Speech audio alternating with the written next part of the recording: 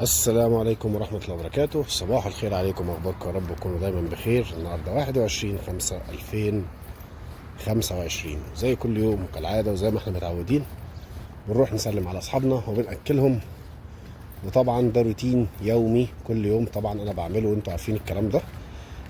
بنصور زي ما احنا بنقول، بنصور كل يوم. بنزل طبعا نتمشى شوية، بتمشى معاكم بتتمشوا معايا.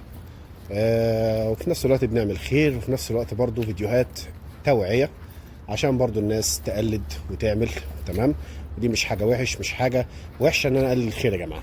ان انا اقلد الخير دي مش حاجة وحشة، مش حاجة يعني ما تتحسبليش مثلا او كده. لا عادي، انا بشوف عمل خير بحاول ان انا اقلده، دي ما فيهاش اي مشكلة خالص. فاهمني؟ فالفيديوهات بنقول فيديوهات توعية وليس الا. تمام. عشان بس الناس تتعظ، لان في طبعا زي ما احنا بنقول انا بدات اعمل حتى السلسله دي من الفيديوهات دي بعد طبعا هجوم شرس على الحيوانات في مصر وعلى قاتلي الحيوانات في مصر بطريقه شرسه. تمام. فالكلام ده طبعا من زمان، ولكن في الفتره الاخيره دي شفنا مرضى نفسيين كتير، شفنا ناس كتير بصراحه بتعمل هجوم شرس على الحيوانات، من حالات قتل وتسمم. مفيش قانون للاسف بيحمي الكائنات الضعيفه دي. الناس كلها طبعا كالعاده زي ما انتم عارفين، الناس المريضه نفسيا طبعا تقول لك يعني ايه كلب، يعني ايه قطه، عادي ما عندوش مشكله خالص ان هو يضرب حيوان يموت حيوان. فطبعا حسب الله ونعم الوكيل يعني. تمام. ان شاء الله الدوله اكيد بتتحرك وبتعمل قانون باذن الله، ولكن يعني اهو لسه شويه. فاهمني؟ بس وكالعاده بنطمن على الميه زي كل يوم. دي ما فيهاش كتير، حاجات بسيطه. ودي تقريبا زيها برضو، ما فيهاش كتير برضو، حاجات بسيطه. دي مليانه شويه، ودي يعني برضو شويه. ان شاء الله بكره بنزودهم على فكره. لو تفتكروا ده اللي احنا رميناه امبارح هنا وقلنا خليه هنا عشان لو احتاجناه ان شاء الله باذن الله. انا كده كده عندي في البيت مفيش مشكله، بس برضو هاجي اجيب ده، يعني خلي اللي في البيت موجود، وهاجي اجيب ده طالما ده موجود هملاه، وهنملى ميه زي امبارح كده. فاهمني؟ بس طبعا فين تونه وبسبوسه؟ تونه اهي جايه من هناك بعيد بعيد بعيد بعيد. علي لولو، علي لولو.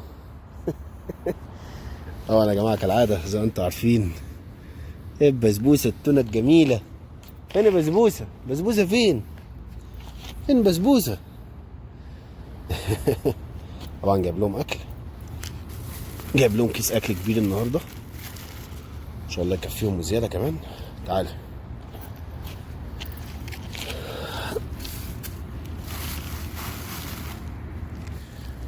حطينا لتونه اكل اهو، الوجبه بتاعتها اليوميه زي كل يوم.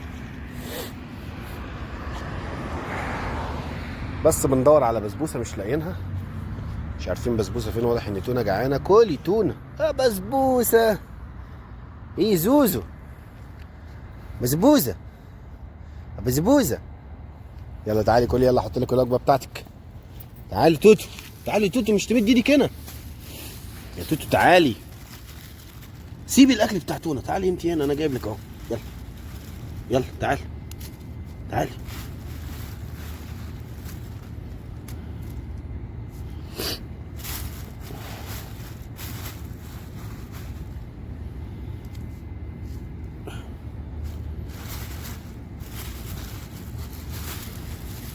يلا كلي بابا. وحطيت لتونه الوجبه بتاعتها، وكده عندي تونه وبسبوسه. ادي تونه وادي بسبوسه، ما شاء الله ثابتين هنا يا جماعه ما بيتحركوش. نسيبهم بقى ياكلوا، نتحرك احنا على حبايبنا اللي قدام. فاللهم لك الحمد والشكر، ربنا يثبتنا على العمل اللي احنا بنعمله ده، وما يعكر صفونا، وربنا يسهل لنا امورنا ان شاء الله، وربنا ينور بصيرتنا لاي حاجه سيئه تقابلنا في حياتنا،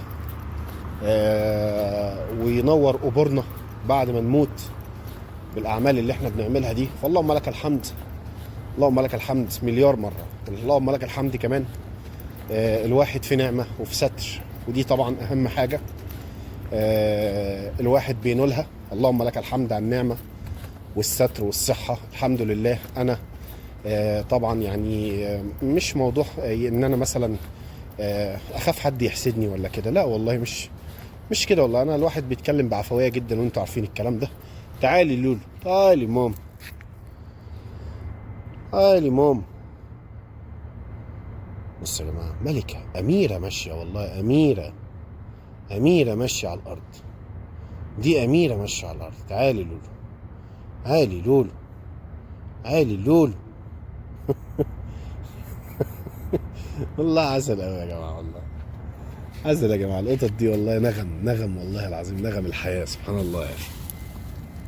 يلا نحط لها الوجبه بتاعتها عشان تاكل، انها جوعانه.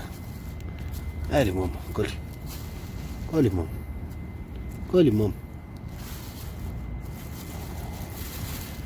علي كلي ماما، علي كلي ماما. بص يا جماعه، عسل، حته سكره معلقه يعني. بص مش معلقه سكر، ده برطمان سكر ومكرر كمان. يا جماعه بحب القطط، انا بحب القطط يا جماعه. يعني انا محدش يلومني على يعني تصرفاتي وحركاتي اللي انا بعملها دي، محدش يلومني عليها، لان انا يعني مش اللي هو بص بيعمل ايه، بص بيعمل ايه الكلام ده، بص بيتكلم كده ازاي. يا جماعه الخير، انت لما تيجي تدلع ابنك او بنتك بتعمل له ايه؟ بتبقى قدامه زي الطفل، صح ولا غلط كلامي؟ انت لما حد بيجي يدلع ابنه او بنته او حفيده، بالله عليكم انتوا بتتكلموا معاهم ازاي؟ هل بتتكلموا معاهم زي ما بتتكلموا مع الناس كده؟ احنا اللهم لك الحمد، يعني انا اللهم لك الحمد كلامي مع الناس بطريقه طبعا مختلفه جدا وباسلوب مختلف جدا، وشخصيتي مع الناس غير الشخصيه اللي انتوا شايفينها في اليوتيوب دي. غير يا جماعه خالص، مش اللي هو يعني وحشه، لا الحمد لله كويسه جدا يعني. ولكن فينا اخطاء، اكيد فينا اخطاء طبعا، وفي ناس كده قابلناها في حياتنا والعياذ بالله نكدت علينا حياتنا كده وعكرت صفونا كده الفتره. بس الحمد لله اللهم لك الحمد، الناس دي يعني زي ما بيقولوا بالسعودي هنا انجلعت من حياتنا. والله العظيم يعني اللهم لك الحمد، الناس دي انجلعت من حياتنا. بيقولوا هنا بالسعودي ايه؟ انجلعت، يعني انجلع، يعني اللي هو يعني حاجه مشيت يعني. فاهمين ازاي؟ الجماعه السعوديين حبايبي اللي يسمعونا هيعرفوا الكلام ده. ف ناس كده عدت علينا كده، ناس كده عدت علينا عاشرتنا كده فتره واحنا عاشرناها فتره، والله يعني استغفر الله العظيم قسما بالله يا سبحان الله كانت اسوأ ايام ما بيننا وما بينهم. والله كانت اسوأ ايام. كنا فاكرين ان مزاجنا هيتعدل على يعني عشان هم اتوجدوا في حياتنا، او حياتنا هتتغير عشانهم. والله كانت اسوأ ايام في وجودهم، كانت اسوأ ايام في وجودهم. فالله الله لا يعودها. ففعلا بجد بعد ما مشيت الناس دي من حياتنا، حياتنا اتغيرت واختلفت كتير. لقينا بسبوستين عند صندوق البلديه، هنحط لهم برضو على جنب. الحمد لله معانا اكل زياده. تعالوا بابا، تعالي بابا، تعالي بابا هنا بابا. هنحط لهم كده على كيس. يلا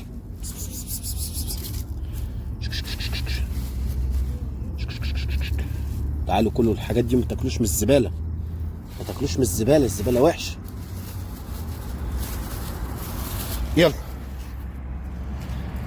دول هنا حطيت لهم وجبه، هم اتنين، واحده هنا وواحده هنا اهو. هم هيشمشموا على الدجاج طبعا بعد ما امشي وياكلوه. فكنت بقول لكم ايه؟ كنت بقول لكم ان في بجد الناس اللي عدت في حياتنا دي هم كانوا شخصين بصراحه، شخصين عدوا كده في حياتي انا، تمام؟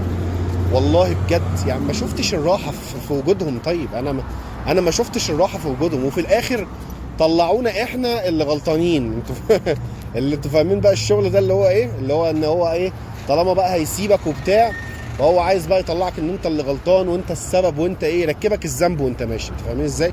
لكن اللهم لك الحمد، الواحد عارف نفسه كويس قوي، واثق في نفسه كويس قوي، عارف هو بيتكلم كلام يزعل ولا كلام يفرح ولا ايه كده يعني. ف انا يعني يمكن هم ارتاحوا في وجودي معاهم، بس انا ما ارتحتش في وجودي معاهم، بدليل ان انا كنت مقتنع ان انا مرتاح.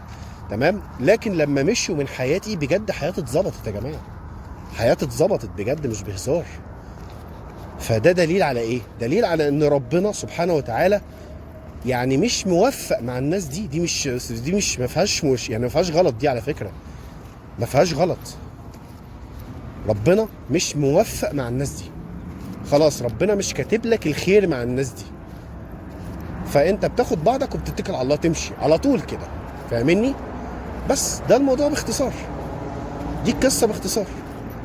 انا ما ارتحتش مع الناس دي، هم ممكن يكونوا ارتاحوا معايا شويه، تمام، او والله اعلم ما ارتاحوش معايا خالص، الله اعلم بيهم. يعني اللي وصلني منهم ان انا مرتاح معاك، لكن انا كنت فاكر نفسي مرتاح معاهم، لكن لما سبتهم لقيت نفسي ارتحت اكتر. اللي هو يعني حسيت انه كان كابوس، والله كانوا كابوس، اعوذ بالله يعني. فربنا ما يرجعهم تاني في حياتنا يا رب، وربنا ما يوعدنا ان احنا حتى نبص في وشوشهم او نشوفهم حتى ولو صدفة، لان احنا كنا تعبانين في وجودهم بجد، كنا تعبانين في وجودهم. هم انا بتكلم عن نفسي، انا كانوا اتنين في حياتي اذوني بجد في نفسيتي قوي يعني، وكانوا اقرب الناس ليا يعني. فاللهم لك الحمد، راحوا الحال سبيلهم يعني. بس ونقفل القصه دي على كده بقى. بس زقلوتي الجميله، تعالي اللولا، تعالي اللولا. ثواني اكمل حكايتي معاكم بس ادي اكل الزقلوطي. هي زقلوطه، هي زقلوطه، كلي زقلوطه، زقلته كلي.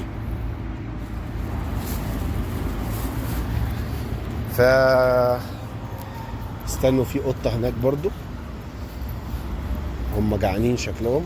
في قطه هناك اهي، احط لها اكل. عالي لولو صغننه خالص. دي صغيره. انت عندك كام سنه؟ عندك كام سنه؟ تعالي طيب، تعالي مش تخافي، خدي تعالي اهو. اكل والله اكل. تعالي بابا، تعالي بابا، تعالي ماما. الصغيرين دول على قدك دول. يلا تعالي كلي، تعالي خدي. خايفه.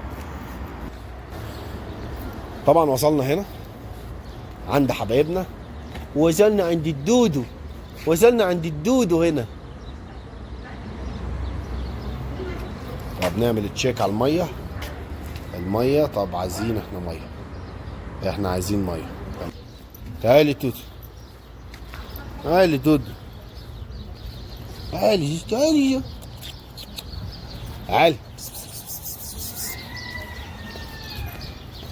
اللول. يلا تعالي.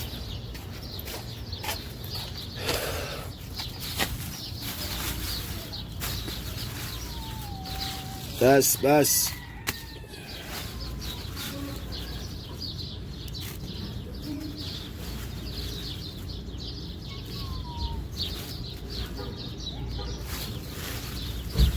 طبعا حطيت لهم اهو.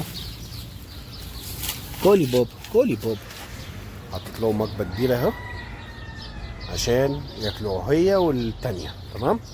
انا معايا لسه معايا دجاج. في طبعا قطط عند الجامع، تمام، اروح اكلهم. في قطط برضو ملمومه على شويه زباله هناك، هروح برضو اكلها، احط لها برضو شويه اكل. بس ربنا قدرنا على فعل الخير، وكتر يا رب من اللايك والشير. لا والله براحتكم خالص، انا عمري ما فرضت على حد خالص ان هو يعمل لي لايك وشير وسبسكرايب والجو ده. لا يا جماعه خالص، انتوا براحتكم. اللي عايز يعمل شير يعمل، اللي عايز يعمل لايك يعمل، انا ما بفكرش في الحاجات دي اساسا. فاهمني؟ بس تعالي بابا، تعالي. ربنا يستر بقى، احنا حاطين عند البيت بس حاطين على كيس يعني عشان ما حدش يطلع يرخم علينا بس. يلا تعالي كلي بابا.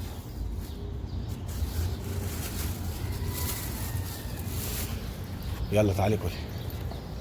في طبعا كذا قطه تاني لسه. احنا النهارده الفيديو بتاعنا طويل شويه، احنا ما شاء الله اكلنا كتير ولسه كمان بناكل. بصوا عند الجامع هنا بيحطوا ميه على طول باستمرار. العامل طبعا كل مسجد هنا يا جماعه بيبقى ليه عامل مسؤول عنه شغال، و بيحطوا الناس ميه ما بيأثروش يعني. بصوا لقيت هنا في طبق محطوط وفي قطه بتاكل منه، فواضح كده ان حد جاب لها اكل ما شاء الله. طيب عايزين نزود لك يا كوكو. كوكو صباح الفل. عايز ازود لك ماما، عايز ازود لك ماما، انا عايز ازود لك ماما. يلا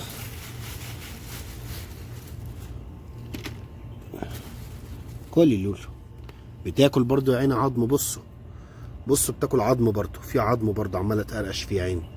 لا حول الله يا رب. طبعا يا جماعه العظم ده غلط يا جماعه، هو حد ياكل قطته او ياكل حتى قطط الشارع عظم؟ حرام حرام. العظم ده اولا قوي جدا، قاسي على معدتها وقاسي على زورها، ممكن حته يا جماعه حاجه صعبه. اوعى حد ياكل قطته عظم ابدا خالص، فاهمني؟ بس لو شفت قطه بتقرقش في عظم هاتولها اي حاجه غير العظم. طب الدودو، طب الدودو، الدودو عايز اجيب لك اكل. الدودو انا خد اللحم فين يا بابا؟ اللحم فين؟ تعالى هنا في اكل، هنا في اكل. تعالى تعالي لول، تعالي تعالي لول، تعالي تعالي بابا. حط لها كده يا جماعه شويه. بصوا شويه كده في زاويه الطريق، فاهمني؟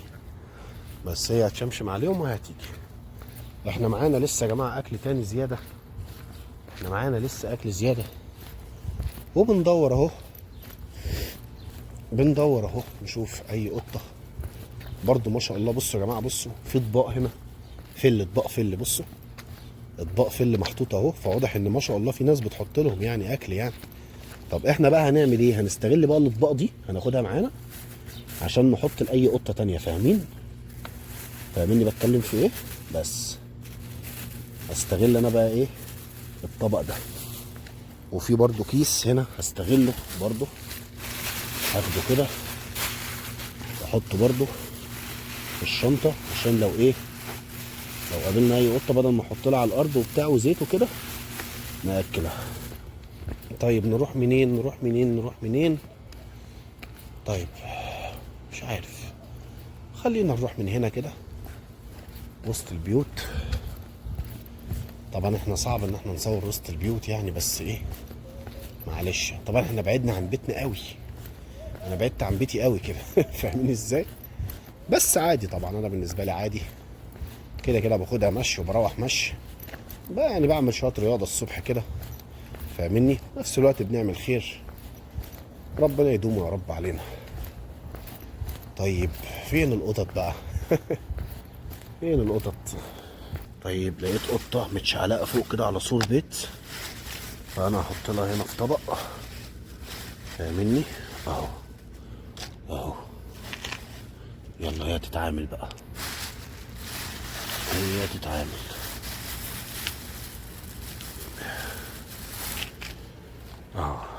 هي تتعامل، هي هتنزل وهتيجي، هتظبط الكلام هي لوحدها. هنا يا جماعه بتبقى اغلبيه معظم البيوت، اغلبيه البيوت هنا ما شاء الله بيحطوا بتاع ده قوانين ميه، اللي هي قنينه الميه دي اللي هي بتاعه الميه دي عشان القطط تشرب وكده. ما بيأثروش هنا يا جماعه والله. في ناس هنا، ناس هنا اغلبيه البيوت محترمه جدا يعني. طبعا عارفين هنا الحراره بتاعه الجو، والجو هنا حر جامد وحراره جامده جدا، حراره عاليه. فبصوا اهو لسه بتكلم اهو، بصوا اهو زي ما انتم شايفين اهو، دي ميه كده ساقعه ودي حنفيه ميه ما شاء الله، فبيحطوا هنا ميه ساقعه عشان القطط تيجي تشرب.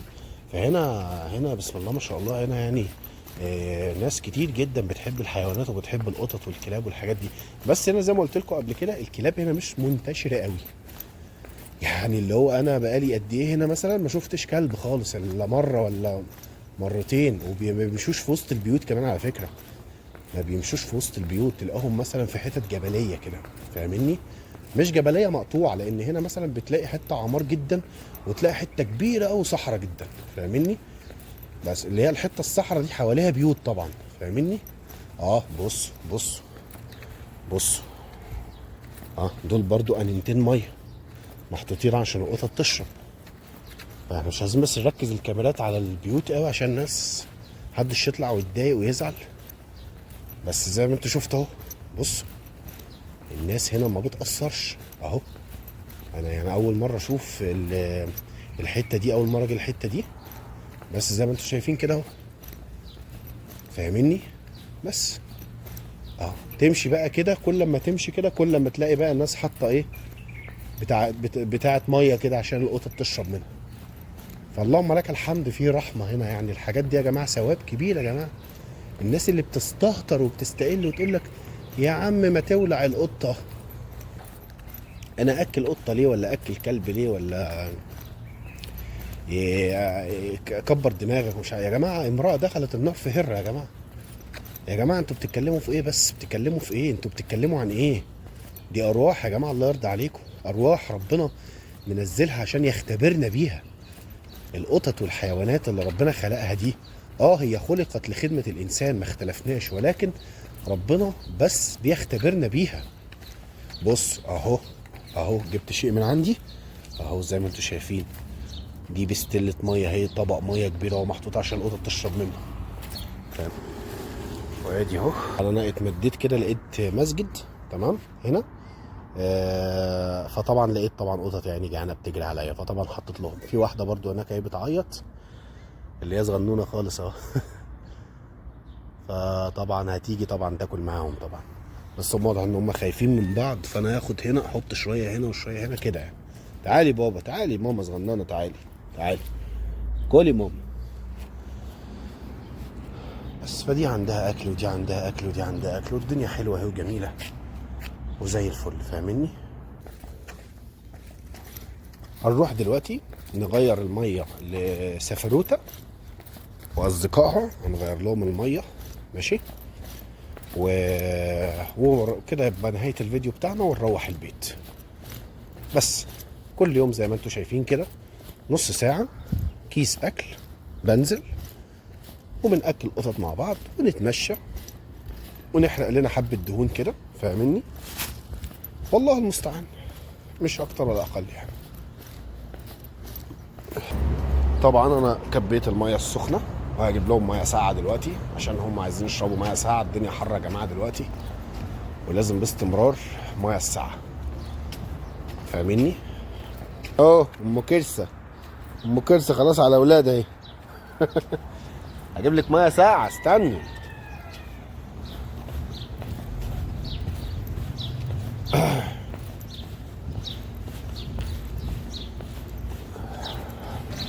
طبعا الميه البارده زي كل يوم.